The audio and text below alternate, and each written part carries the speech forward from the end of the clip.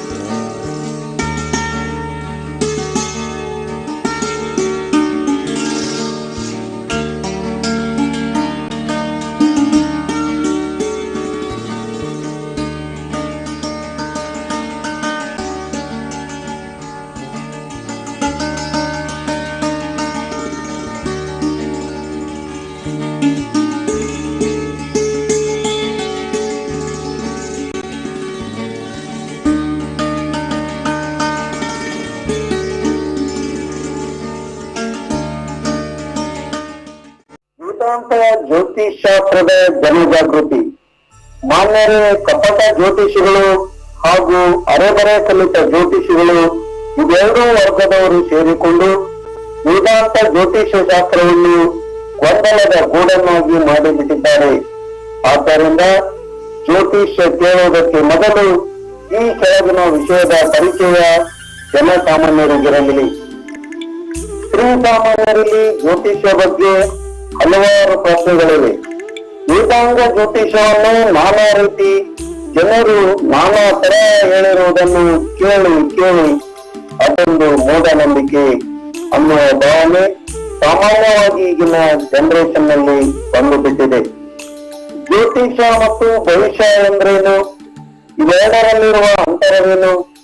ಜನಸಾಮಾನ್ಯರ ಲೌಕಿಕ ಜೀವನದ ಅಗತ್ಯ ಅಂಶಗಳಾದ ವಿದ್ಯೆ, ಉದ್ಯೋಗ, ವ್ಯವಹಾರ, ವಿವಾಹ, ದಾಂಪತ್ಯ ಜೀವನ, ಆರ್ಥಿಕ ಪರಿಸ್ಥಿತಿ, ಆರೋಗ್ಯ ಇತ್ಯಾದಿಗಳಲ್ಲಿನ ದೋಷಗಳನ್ನು ಜ್ಯೋತಿಷ್ ಶಾಸ್ತ್ರದಿಂದ ಕಂಡುಹಿಡಿದು ದೋಷವಿದ್ದರೆ ಪರಿಹಾರ ಮಾಡಿಕೊಂಡು ಸಮಸ್ಯೆಯನ್ನು ಬಗೆಹರಿಸಿಕೊಳ್ಳಬಹುದು ಎಂಬುದನ್ನು ಜನಸಾಮಾನ್ಯರಿಗೆ ತಿಳಿಯುವಂತೆ ವಿವರಿಸಿರಿ. ಜ್ಯೋತಿಷಿಗಳು ಹೇಳಿದ ಎಲ್ಲಾ ಪೂಜಾ ಪರಿಹಾರ ಮಾಡಿಸಿದರೂ ನಮ್ಮ ಸಮಸ್ಯೆಗೆ ಪರಿಹಾರ ಸಿಗುತ್ತಿಲ್ಲ. ಯಾಕೆ ಸರ್? ಉದಾಹರಣೆಗೆ, ವ್ಯಕ್ತಿಯ ಕಾಲಿನ ಮೂಳೆ ಮುರಿದಿದೆ ಎನ್ನುವುದಕ್ಕೆ ಸ್ಕ್ಯಾನಿಂಗ್ ಹಾಗೂ ಎಕ್ಸ್ರೇಗಳು ಕನ್ಫರ್ಮ್ ಮಾಡುವಂತೆ ನಿಮ್ಮ ಜ್ಯೋತಿಷ್ ಶಾಸ್ತ್ರದಲ್ಲಿ ವ್ಯಕ್ತಿಗೆ ದೋಷವಿದೆ ಎಂದಾಗ ಅದನ್ನು ಗುರುತಿಸಲು ಸ್ತ್ರೀ ಸಾಮಾನ್ಯರಿಗೆ ಕಣ್ಣಿಗೆ ಗೋಚರವಾಗುವಂತಹ ಈ ತರಹದ ಯಾವುದಾದರೂ ಸಾಕ್ಷಿ ಕೊಡಿ ಸರ್.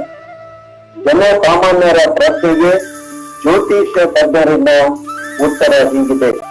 ಸಾಮಾನ್ಯವಾಗಿ ಜ್ಯೋತಿಷ್ಯ ಮತ್ತು ಭವಿಷ್ಯ ಇವೆರಡು ಬೇರೆ ಬೇರೆಯಾಗಿದೆ. ಆದರೆ ಜನಸಾಮಾನ್ಯರು ಜ್ಯೋತಿಷ್ಯ ಮತ್ತು ಭವಿಷ್ಯ ಇವೆರಡನ್ನು ಒಟ್ಟಿಗೆ ಸೇರಿಸಿಕೊಂಡು ತಮ್ಮ ಮನಸ್ಸಿನಲ್ಲಿ ಗೊಂದಲವನ್ನು ಸೃಷ್ಟಿಸಿಕೊಂಡಿದ್ದಾರೆ. ಈ ಗೊಂದಲದಿಂದ ಹೊರಬರಲಾರದೆ ಈ ಜ್ಯೋತಿಷ್ಯದ ಗೊಡವೆಯೇ ಬೇಡ ಎಂದು ತಲೆ ಕೊಡುಕೊಂಡಿದ್ದಾರೆ ಅಷ್ಟೇ. ಜ್ಯೋತಿಷ್ಯ ಹಾಗೂ ಭವಿಷ್ಯ ಇದರ ನಡುವಿನ ಗೊಂದಲದ ಬಗ್ಗೆ ಜನಸಾಮಾನ್ಯರಿಗೆ ಜಾಗೃತಿ ಮೂಡಿಸುವುದೇ ಈ ಅಧ್ಯಯನದ ಉದ್ದೇಶವಾಗಿದೆ.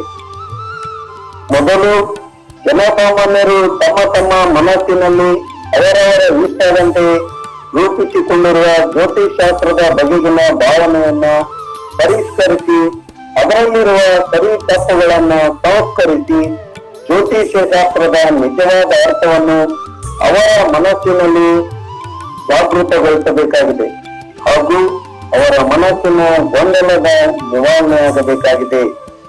ಜ್ಯೋತಿಷ್ಯ ಎಂದ ಕೂಡಲೇ ಜನಸಾಮಾನ್ಯರ ಮನಸ್ಸಿನಲ್ಲಿ ಈ ರೀತಿ ನಾನಾ ಪ್ರಶ್ನೆಗಳು ಮೂಡುತ್ತವೆ. ಜೇಬಿನಲ್ಲಿ ಈಗ ಎಷ್ಟು ಹಣ ಇಟ್ಟುಕೊಂಡು ಬಂದಿದ್ದೇನೆ ಹೇಳಿ, ನನಗೆ ವಿವಾಹವಾಗ್ತಿಲ್ಲ ಯಾಕೆ, ವಿವಾಹವಾಗಲು ಏನಾದರೂ ದೋಷವಿದೆಯಾ, ನಾನು ಈಗ ಎಲ್ಲಿಂದ ಬಂದು ಹೇಳಿದ್ದ, ನಾನು ಬಹಳ ಪ್ರಯತ್ನ ಪಟ್ಟರೂ ಕೆಲಸ ಸಿಗುತ್ತಿಲ್ಲ, ಯಾಕೆ ಸರ್, ಏನು ದೋಷವಿದೆ? ಈಗ ಜೋರಾಗಿ ಮಳೆ ಬರುತ್ತಿದೆ. ಆ ಮಳೆಯನ್ನು ನಿಮ್ಮ ಜ್ಯೋತಿಷ್ಯದಿಂದ ನಿಲ್ಲಿಸಿ. ಉದ್ಯೋಗದಲ್ಲಿ ನೆಮ್ಮದಿ ಇಲ್ಲ, ಕಷ್ಟಪಟ್ಟು ದುಡಿದರೂ ಹಣ ಉಳಿಯುತ್ತಿಲ್ಲ ಸರ್. ಎಷ್ಟು ಹುಡುಗಿಯರು ಉದ್ಯೋಗ ಸಿಗುತ್ತಿಲ್ಲ. ಇದಕ್ಕೆ ಉದ್ಯೋಗ ಸಿಗುವಂತೆ ಮಾಡಿ. ಈ ಪ್ರತಿಯ ಚುನಾವಣೆಯಲ್ಲಿ ಯಾವ ಪಕ್ಷಗಳಿಗೆ ಎಷ್ಟೆಷ್ಟು ಸೀಟ್ ಬರುತ್ತವೆ ಎಂದು ನಿಮ್ಮ ಜ್ಯೋತಿಷ್ಯದಿಂದ ಹೇಳ್ತೀರಾ ಸರ್? ನಮ್ಮ ಮಗನಿಗೆ ವಿದ್ಯೆಯ ತಲೆಗೆ ಹತ್ತುತ್ತಿಲ್ಲ, ಸಮಸ್ಯೆ ಏನಂತ ಗೊತ್ತಾಗ್ತಿಲ್ಲ, ಏನಾದರೂ ದೋಷವಿದೆಯಾ? ಇಂತಹ ಪ್ರಶ್ನೆಗಳು ಸಹಜವಾಗಿ ಜನಸಾಮಾನ್ಯರ ಮನಸ್ಸಿನಲ್ಲಿರುತ್ತವೆ. ಆದರೆ ಈ ಪ್ರಶ್ನೆಗಳಲ್ಲಿಯೇ 3 ಡಿವಿಷನ್ಗಳಿವೆ. ಇಲ್ಲಿರುವ ಪ್ರಶ್ನೆಗಳು: 1, ಕೆಲವು ಪ್ರಶ್ನೆಗಳು ಜ್ಯೋತಿಷ್ಯಕ್ಕೆ ಸಂಬಂಧಿಸಿದರೆ. 2, ಕೆಲವು ಪ್ರಶ್ನೆಗಳು ಭವಿಷ್ಯಕ್ಕೆ ಸಂಬಂಧಿಸಿವೆ. 3, ಇನ್ನೂ ಕೆಲವು ಪ್ರಶ್ನೆಗಳು ಪವಾಡಕ್ಕೆ ಸಂಬಂಧಿಸಿವೆ. ಆದರೆ ಯಾವ ವಿಷಯಗಳು ಜನಸಾಮಾನ್ಯರಿಗೆ ತಿಳಿದಿಲ್ಲ. ಎಲ್ಲವೂ ಒಂದೇ ಎಂದು ತಿಳಿದುಕೊಂಡಿದ್ದಾರೆ. ಎಲ್ಲವೂ ಜ್ಯೋತಿಷ್ಯಕ್ಕೆ ಸಂಬಂಧಿಸಿದೆ ಎಂದುಕೊಂಡಿದ್ದಾರೆ. ಇಂತಹ ಮನಸ್ಥಿತಿಯಲ್ಲಿರುವ ಜನಸಾಮಾನ್ಯರು ಜ್ಯೋತಿಷಿಗಳ ಹತ್ತಿರ ತಮ್ಮ ಪ್ರಶ್ನೆಗೆ ಸರಿಯಾದ ಸಮಾಧಾನ ಸಿಗಲಿಲ್ಲವಾದಾಗ ಜನಸಾಮಾನ್ಯರಲ್ಲಿ ಜ್ಯೋತಿಷ್ಯ ಶಾಸ್ತ್ರದ ಬಗ್ಗೆ ಸಹಜವಾಗಿ ಅನುಮಾನ ಹುಟ್ಟಿಕೊಳ್ಳುತ್ತೆ. ಈ ತರಹ ಕಲ್ಪನೆ ಇಟ್ಟುಕೊಂಡು ಬರುವ ಜನಸಾಮಾನ್ಯರಿಗೆ ಜ್ಯೋತಿಷಿಯಾದವನು ಜ್ಯೋತಿಷ್ ಶಾಸ್ತ್ರದ ನಿಜವಾದ ಅರ್ಥವನ್ನು ಜನಸಾಮಾನ್ಯರಿಗೆ ಮನವರಿಕೆ ಮಾಡಿಕೊಡದೆ ಹೋಗಿರುವುದೇ ದುರಂತವಾಗಿ. ಈಗ ಜ್ಯೋತಿಷ್ಯರೆಂದರೇನು ತಿಳಿಯೋಣ.